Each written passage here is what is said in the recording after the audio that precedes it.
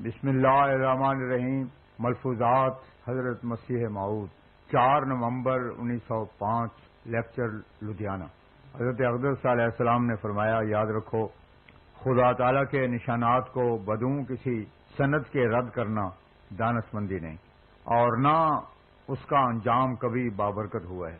میں تو کسی کی تکذیب یا تکفیر کی پرواہ نہیں کرتا، اور نہ ان حملوں سے ڈرتا ہوں جو مجھ پر کیے جاتے ہیں، اس لیے کہ خدا تعالیٰ نے آپ ہی مجھے قبل از وقت بتا دیا تھا کہ تکذیب اور تکفیر ہوگی اور خطرناک مخالفت یہ لوگ کریں گے، مگر کچھ بگاڑ نہ سکیں گے۔ کیا مجھ سے پیشتر راست بازوں اور خدا تعالیٰ کے ماموروں کو رد نہیں کیا گیا؟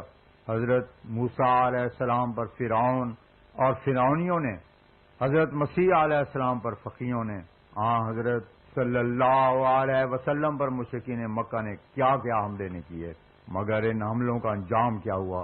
ان مخالفوں نے ان نشانات کے مقابلے میں کبھی کوئی نظیر پیش کی؟ کبھی نہیں۔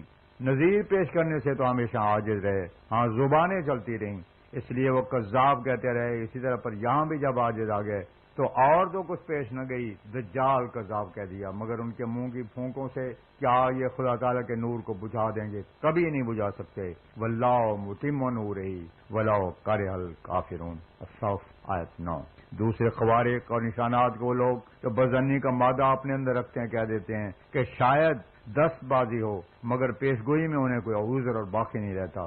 اس لیے نشانات نبوت میں عظیم الشان نشان اور معجزہ پیشگوئیوں کو قرار دیا گیا ہے۔ یہ امر تورات سے بھی ثابت ہے اور قرآن مجید سے بھی۔ پیشگوئیوں کے برابر کوئی معجزہ نہیں، اس لیے خدا تعالیٰ کے ماموروں کو ان کی پیشگوئیوں سے اشراق کرنا چاہیے، کیونکہ اللہ تعالیٰ نے یہ نشان مقرر کر دیا ہے، لا یظہر علی غیب احد الا من ارتضی من رسول، سورہ جن آیت 27۔ یعنی اللہ تعالیٰ کے غیب کا کسی پر ظہور نہیں ہوتا مگر اللہ تعالیٰ کے برگزیدہ رسولوں پر ہوتا ہے۔ یہ بھی یاد رہے کہ بعض پیشگوئیاں باریک اسرار اپنے اندر رکھتی ہیں اور دقیق امور کی وجہ سے ان لوگوں کی سمجھ میں نہیں آتی ہیں جو دوربین آنکھیں نہیں رکھتے اور موٹی موٹی باتوں کو صرف سمجھ سکتے ہیں۔ ایسی پیشگوئیوں پر عموماً تکذیب ہوتی ہے اور جلد باز اور شتاب کار کہہ اٹھتے ہیں کہ وہ پوری نہیں ہوئی۔ اسی کے متعلق اللہ تعالیٰ فرماتا ہے وَظَنُّوا أَنَّهُمْ قَدْ كُذِبُوا، سورہ یوسف آیت 111 میں۔ اگر ان پیشگوئیوں میں لوگ شبہات پیدا کرتے ہیں مگر فی الحقیقت وہ پیشگوئیاں خدا تعالیٰ کی سنن کے ماتحت پوری ہو جاتی ہیں۔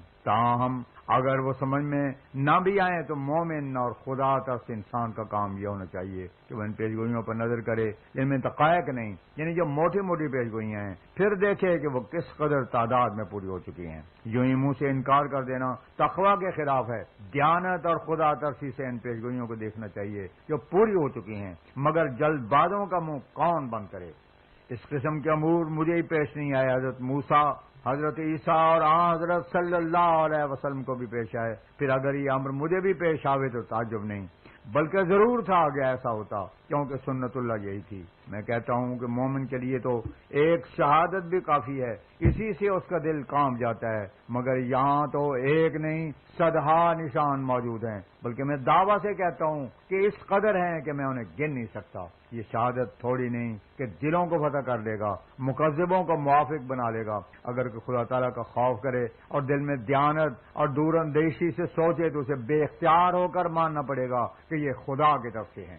پھر یہ بھی ظاہر بات ہے کہ مخالف جب تک رد نہ کرے اور اس کے نظیر پیش نہ کرے، خدا تعالیٰ کی حجت غالب ہے۔ اب خلاصہ کلام یہ ہے کہ میں اسی خدا کا شکر کرتا ہوں جس نے مجھے بھیجا ہے، اور باوجود اس شر اور طوفان کے جو مجھ پر اٹھا اور جس کی جڑ اور ابتدا اسی شہر سے اٹھی اور پھر دلی تک پہنچی، مگر اس نے تمام طوفانوں اور ابتلاؤں میں مجھے صحیح سالم اور کامیاب نکالا، اور مجھے ایسی حالت میں اس شہر میں لایا کہ 3 لاکھ سے زیادہ زن و مرد میرے مباحثین میں داخل ہیں، اور کوئی مہینہ نہیں گزرتا جس میں 2000، 4000 اور بعض اوقات 5,000 اس سلسلے میں داخل نہ ہوتے ہوں۔ پھر اس خدا نے ایسے وقت میں میری دستگیری فرمائی کہ جب قوم دشمن ہو گئی، جب کسی شخص کی دشمن اس کی قوم ہی ہو جاوے تو وہ بڑا بے کس اور بڑا بے دست و پا ہوتا ہے، کیونکہ قوم ہی تو دست و پا اور جوارے ہوتی ہے، وہی اس کی مدد کرتی ہے۔ دوسرے لوگ تو دشمن ہوتے ہی ہیں کہ ہمارے مذہب پر حملہ کرتا ہے، لیکن جب اپنے قوم بھی دشمن ہو تو پھر بچ جانا اور کامیاب ہو جانا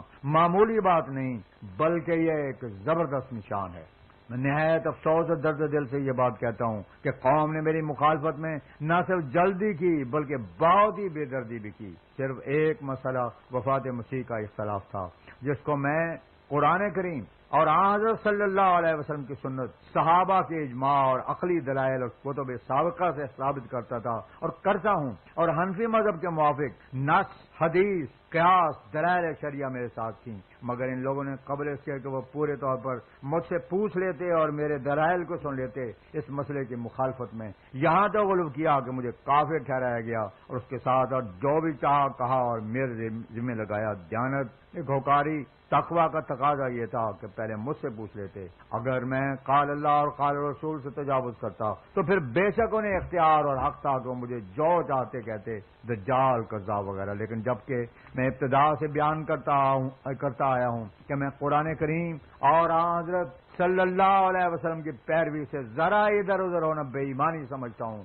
میرا عقیدہ یہی ہے کہ جو اس کو ذرا بھی چھوڑے گا وہ جہنمی ہے۔ پھر اس عقیدے کو نہ صرف تقریروں میں بلکہ 60 کے قریب اپنی تصنیفات میں بڑی وضاحت سے بیان کیا ہے، اور دن رات مجھے یہی فکر و خیال رہتا ہے پھر اگر یہ مخالف خدا تعالی سے ڈرتے تو کیا ان کا فرض نہ تھا کہ فلاں بات خارج از اسلام کی ہے، اس کی کیا وجہ ہے، جس کا تم کیا جواب دیتے ہو؟ مگر نہیں، اس کی ذرا بھی پرواہ نہیں کی، سنا اور کافر کہہ دیا۔ میں نہایت تعجب سے ان کے اس حرکت کو دیکھتا ہوں، کیونکہ اول تو حیات وفات مسیح کا مسئلہ کوئی ایسا مسئلہ نہیں جو اسلام میں داخل ہونے کے لیے شرط ہو۔ یہاں بھی ہندو یا عیسائی مسلمان ہوتے ہیں، مگر بتاؤ کہ کیا اسے یہ اقرار بھی لیتے ہو بجوز اس کے کہ آمنت باللہ و ملائکتہ و کتبہ و رسلہ والقدر خیر و شر من اللہ تعالی والبعث بعد الموت، جبکہ یہ مسئلہ اسلام کے جز نہیں، پھر بھی مجھ پر وفات مسیح کے اعلان سے اس قدر تشدد کیوں کیا گیا کہ یہ کافر ہیں،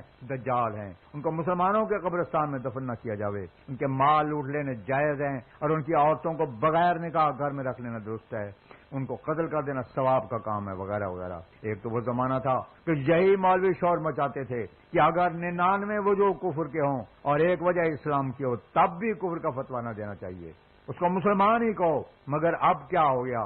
کیا میں اس سے بھی گیا گزرا ہو گیا؟ کیا میں اور میری جماعت اشہد ان لا الہ الا اللہ و اشہد ان محمدن عبدہ و رسولہ نہیں پڑھتی؟ کیا میں نمازیں نہیں پڑھتا؟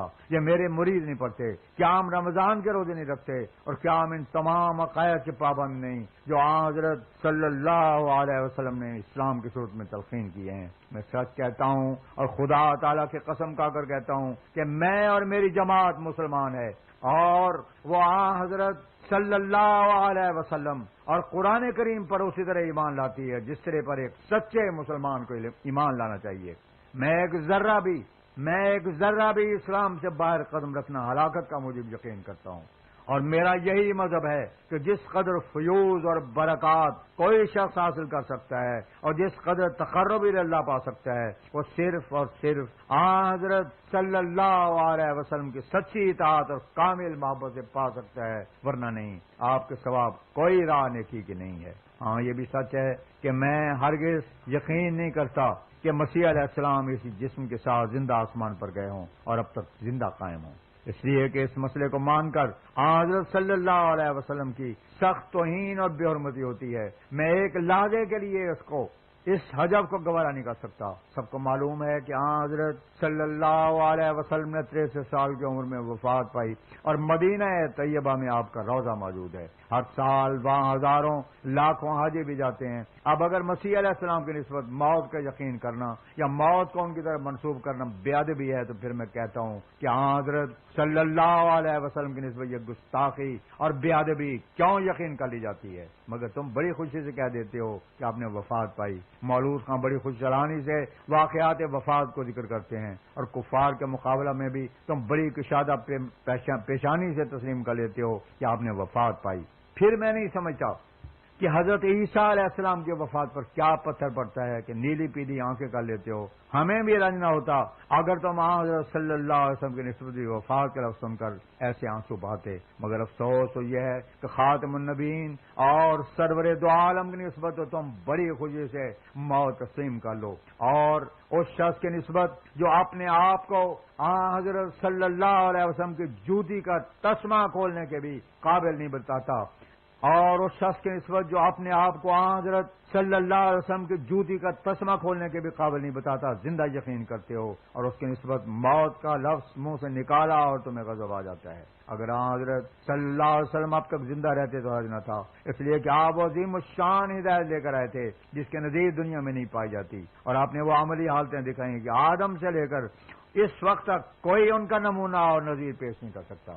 میں تم کو سچ سچ کہتا ہوں کہ حضرت صلی اللہ علیہ وسلم کے وجود کی جس قدر ضرورت دنیا اور مسلمانوں کو تھی، اس قدر ضرورت مسیح کے وجود کی نہیں تھی۔ پھر آپ کا وجود باوجود وہ مبارک وجود ہے کہ جب آپ نے وفات پائی تو صحابہ کی یہ حالت تھی کہ وہ دیوانے ہو گئے، یہاں تک کہ حضرت عمر رضی اللہ تعالیٰ عنہ نے تلوار میں آن سے نکال لی اور کہا کہ اگر کوئی حضرت صلی اللہ علیہ وسلم کو مردہ کہے گا تو میں اس کا سر جدا کر دوں گا۔ اس جوش کی حالت میں اللہ تعالیٰ نے حضرت ابو بکر رضی اللہ عنہ کے خاص نور اور فراست عطا کی، انہوں نے سب کو اکٹھا کیا اور خطبہ پڑھا، ما محمد الا رسول قد خلت من قبل الرسل، آل عمران آیت 145۔ یعنی حضرت صلی اللہ علیہ وسلم ایک رسول ہیں، اور آپ سے پیشتر جس قدر رسول ہے وہ سب وفات پا چکے۔ اب آپ غور کریں اور سوچ کر بتائیں کہ حضرت ابو بکر صدیق نے حضرت صلی اللہ علیہ وسلم کے وفات پر یہ آیت کیوں پڑھی تھی، اور اس سے آپ کا کیا مقصد اور منشا تھا، اور پھر ایسی حالت میں کہ کل صحابہ موجود تھے۔ میں یقیناً کہتا ہوں اور آپ انکار نہیں کر سکتے کہ حضرت صلی اللہ علیہ وسلم کے وفات کی وجہ سے صحابہ کے دل پر سخت صدمہ تھا، اس کو بے وقت اور قبل از وقت سمجھتے تھے، وہ پسند نہیں کر سکے کہ حضرت صلی اللہ علیہ وسلم کی وفات کی خبر سنیں۔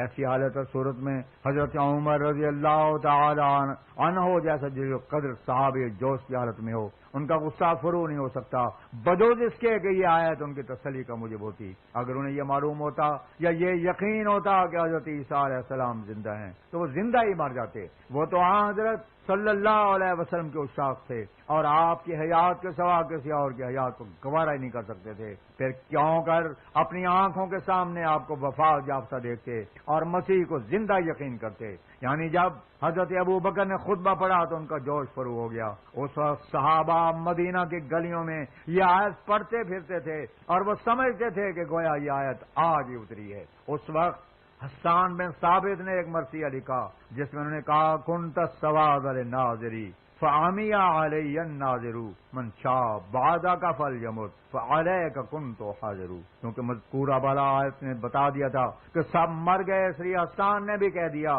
کہ اب کسی کی موت کی پرواہ نہیں، یقیناً سمجھو کہ حضرت صلی اللہ علیہ وسلم کے مقابلے میں کسی کی زندگی صحابہ پر سخت شاق تھی اور اس کو گوارا نہیں کر سکتے تھے۔ اس طرح پر حضرت صلی اللہ علیہ وسلم کے وفات پر یہ پہلا اجماع تھا جو دنیا میں ہوا، اور اس حضرت مسیح کی وفات کا بھی کلی فیصلہ ہو چکا تھا۔